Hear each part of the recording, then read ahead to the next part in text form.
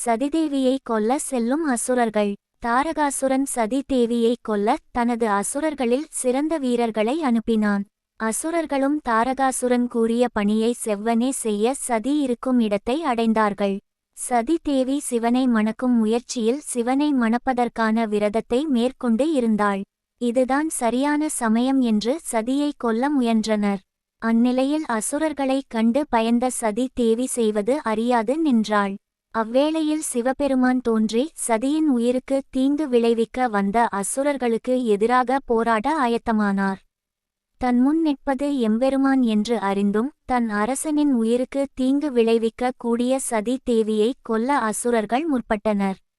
அசுரர்களின் அனைத்து வித மாயவித்தைகளையும் நிர்மூலமாக்கினார் சிவபெருமான். தான் கற்ற அனைத்து வித்தைகளின் சக்திகளை ஒன்றிணைத்து தேவியை கொல்ல முற்பட்ட அசுரர்களை இனியும் அழிக்காவிடில் தேவிக்கு ஆபத்து நேரிடும் என எண்ணி தனது சூலாயுதத்தால் அந்த அசுரர்களை சிவபெருமான் கொன்றார்.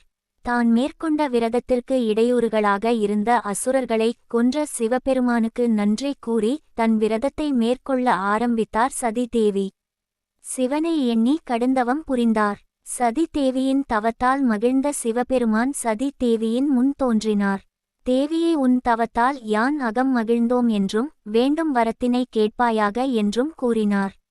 இவ்வேளையில் தன் மகளான சதி என்னும் தாட்சாயினி தேவிக்கு சுயம்வரம் நடத்த முடிவு செய்யப்பட்டுள்ளதாகவும் அதன் மூலம் தன் மகளுக்கு இணையான மாப்பிள்ளை தன் மகளே தேர்ந்தெடுப்பாள் என்னும் செய்தியை எல்லா தேவர்கள் மற்றும் ரிஷிகளுக்கு அனுப்பினார் பிரஜாபதியான தட்சன்.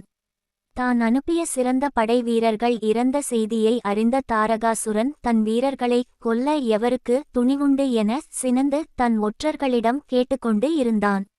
அவ்வேளையில் அசுரர்களின் குருவான சுக்கிராச்சாரியார் அசுரர்களின் சபைக்கு வருகை தந்தார். அக்கணம் சபையில் இருந்த அனைத்து அசுரர்களும் அசுரர்களின் வேந்தனுமான தாரகாசுரன் அவரை பணிந்து வணங்கி நின்றார்கள். தாரகாசுரனின் முகத்தில் இருந்த வாட்டத்தை அறிந்து என்ன நிகழ்ந்தது என சுக்கிராச்சாரியார் வினவினார். இன்னும் தொடரலாம். அடுத்து வருவது தாரகாசுரனை வஞ்சிக்கும் சுக்கிராச்சாரியார். இந்த வீடியோ பிடிச்சிருந்தால் லைக் பண்ணுங்க, ஷேர் பண்ணுங்க, கமெண்ட் பண்ணுங்க. மறக்காக இந்த சேனலை சப்ஸ்கிரைப் பண்ணிக்கோங்க. பெல் பட்டனில் ஆல் என்று செலக்ட் செய்து வைத்துக்கொள்ளுங்கள். அப்பதான் நான் அடுத்தடுத்து போடும் வீடியோக்கள் உங்கள் நோட்டிபிகேஷன்ல வரும். நன்றி, வணக்கம்.